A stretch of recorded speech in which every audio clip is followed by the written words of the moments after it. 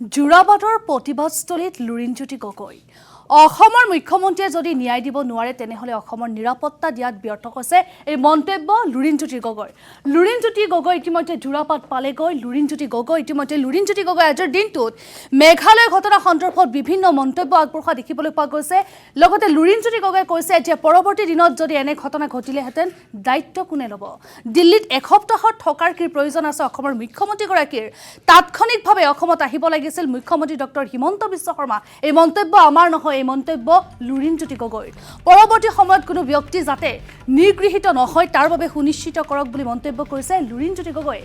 প্ৰতিবাদী সংগঠনৰ সৈতে আলোচনা নকৰাকৈ দুই ৰাজ্যৰ প্ৰতিনিধিয়ে কৰা আলোচনা গ্ৰহণযোগ্য নহয়।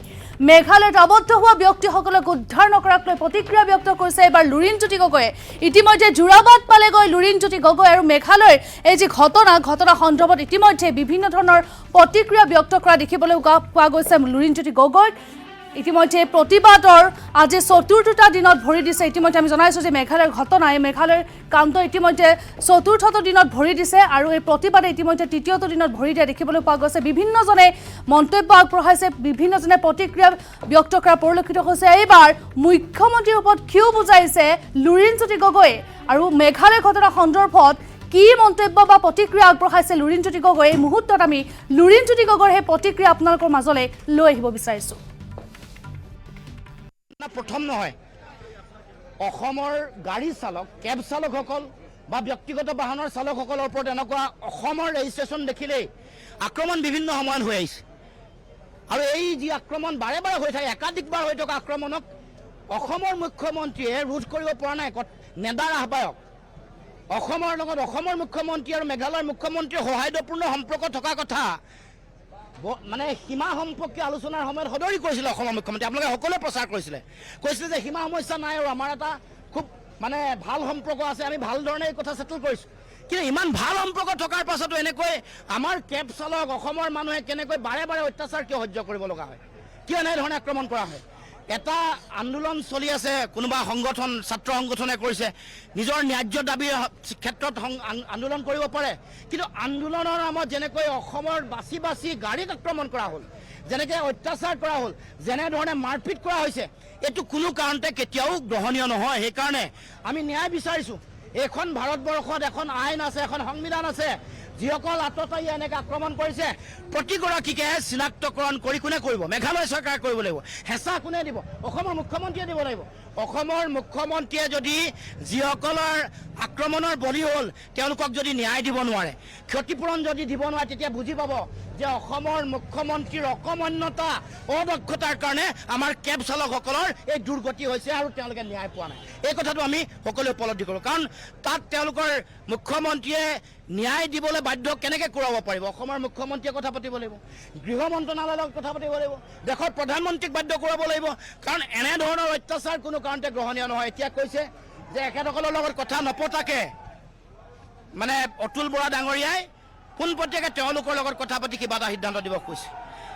যিসকল অত্যাচাৰিত হৈছে, কেব চালক, টেক্সি ড্ৰাইভাৰ, যিসকলে বৰ্তদিনে যুঁজি আছে, যিসকল সংগ্ৰামী সংগঠন ইয়াৰ লগত জড়িত, তেওঁলোকৰ মনৰ বেদনা, তেওঁলোকৰ কি উদ্দেশ্য, সেইটো মন্ত্ৰীগৰাকীয়ে কথা পাতি অৱগত হ'ব লাগে আৰু সেই মৰ্মে আগবাঢ়িব লাগিব। নহ'লে পৰৱৰ্তী দিনত এনেকুৱা ধৰণৰ ঘটনা ঘটিব, তেতিয়া দায়িত্ব কোনে ল'ব? আৰু ইয়াতকৈ ভয়ংকৰ ঘটনা যেতিয়া ঘটিব, ইতিমধ্যে আপোনালোকে জানে যে অসম অৰুণাচল সীমান্তত কেনেকৈ ৰাইজ, অসমৰ জনগণ গুলীবিদ্ধ হ'ব লগা হৈছে। এনেকুৱা ঘটনা মিজোৰামতো হৈছিল। এনেকুৱা ঘটনা বেলেগ বেলেগ সীমান্ততো চলি থাকে।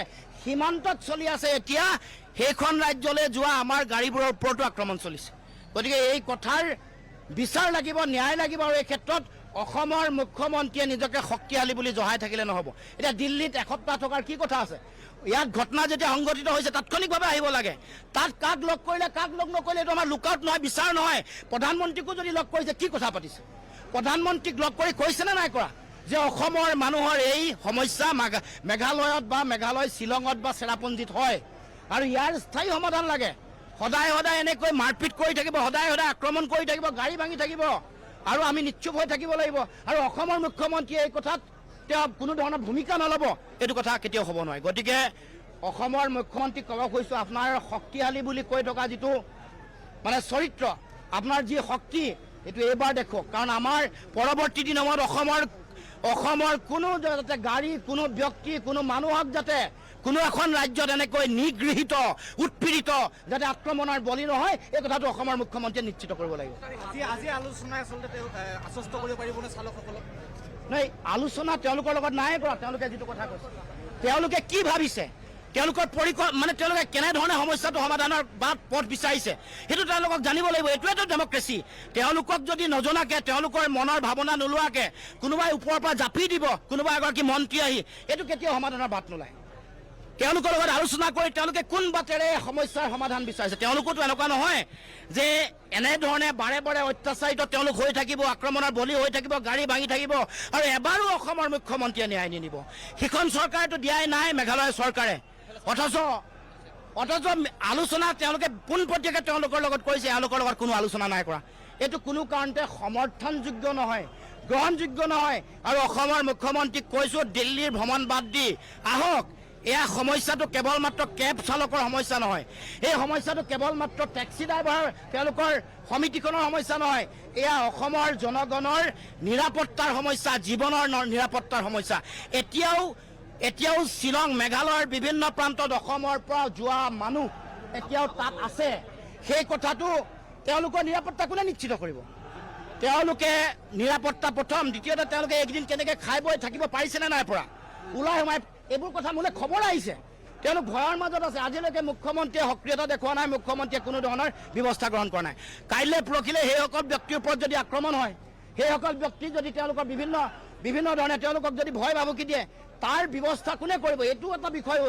আলোচনা কৰাৰ প্ৰয়োজনীয়তা আছে এই বিষয়টো নিষ্পত্তি হ'ব লাগিব গতিকে মই মুখ্যমন্ত্ৰীক কৈছোঁ যে আপুনি এই ক্ষেত্ৰত এটা তাৎক্ষণিক ব্যৱস্থা গ্ৰহণ কৰক আপুনি আলোচনালৈ বহক ইমান চিৰিয়াছ ইছ্যু এটাত দুখন ৰাজ্যৰ মাজৰ সংঘাতৰ বিষয় এটাক এগৰাকী মন্ত্ৰীক দি দায় সাৰিব খুজিছে আপোনাৰ দায়িত্ব নাই নেকি দুখন ৰাজ্য যিকোনো ধৰণৰ সংঘাত হ'ব পাৰে যিকোনো ধৰণৰ মানে ৰক্তক্ষয়ী সংঘাত হৈ যাব পাৰে গতিকে মুখ্যমন্ত্ৰীয়ে আহি নিজে বহি সেটেল কৰিব লাগিছিল তেওঁলোকৰ মুখ্যমন্ত্ৰীৰ লগত আলোচনা কৰি সমস্যা এই বিষয়টোৰ এটা সমাধানৰ বাট তেওঁ নিৰূপণ কৰিব লাগিছিল এই কাম কৰা নাই কিয় দিল্লীত থাকিব লাগে মানে অতুল বৰাক দায়িত্ব দি সামৰিব খুজিছে নেকি অসমৰ মুখ্যমন্ত্ৰীয়ে দায়িত্ব এইটো প্ৰশ্ন কৰিব খুজিছোঁ গতিকে আমি এই প্ৰতিবাদ থলীৰ পৰা ক'ব খুজিছোঁ এই মৰ্মবেদনা কেৱল মাত্ৰ কেব চালকৰ কেৱল মাত্ৰ টেক্সি ড্ৰাইভাৰ সন্থাৰ বুলি যদি ভাবি অসমৰ মুখ্যমন্ত্ৰীয়ে ভাবিছে তেতিয়া ভুল কৰিছে অসমৰ জনগণৰ এই সমস্যা দীৰ্ঘদিনীয়া যিটো সমস্যা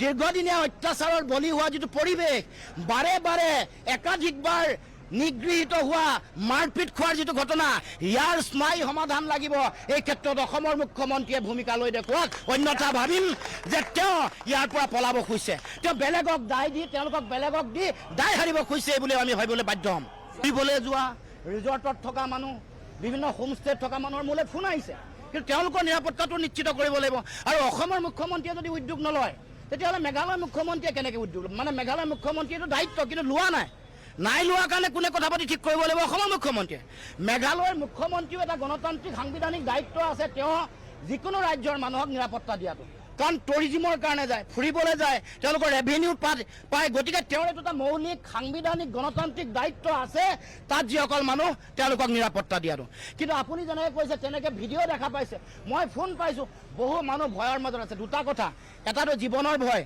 দ্বিতীয়তে খোৱা বোৱাটো সকলোৱে ইমান পইচাটো লৈ নাযায় সকলোৰে সপোন থাকে যে আমি ফুৰিবলৈ যাওঁ কিছুদিনৰ পিছত কষ্ট কৰাৰ পিছত এটা সময়ত ফুৰিবলৈ যায় 4 দিন 3 দিন প্লেন কৰি যোৱা মানুহ যেতিয়া এসপ্তাহ থাকিব লাগিব বা বেছি দিন থাকিব লাগিব তেতিয়া তেওঁলোকৰ কি অৱস্থা হ'ব দুটা সমস্যা আছে এটা জীৱনৰ সমস্যা যিটো আটাইতকৈ ডাঙৰ দ্বিতীয়তে তেওঁলোকৰ খোৱা বোৱা আৰু থকাৰ সমস্যা কোনোবাই যদি উলিয়াই দিয়ে অসম বুলি গম পোৱাৰ লগে লগে কোনোবাই মানুহে চাৰ্জ কৰি বিচাৰি তেতিয়া কি হ'ব এইটো কথা কওকচোন যে মুখ্যমন্ত্ৰীয়ে এই কথাটো কিয় চিৰিয়াছলি লোৱা নাই মুখ্যমন্ত্ৰীয়ে নিজে কিয় দিল্লীৰ ভ্ৰমণ সামৰি কিয় কনৰাড চাংমাৰ লগত নিজে পোনপটীয়াকৈ নবহে টেলিফোনিক বাৰ্তালাপ কৰিয়ে দায়িত্ব সামৰিব খুজিছে নেকি মুখ্যমন্ত্ৰীয়ে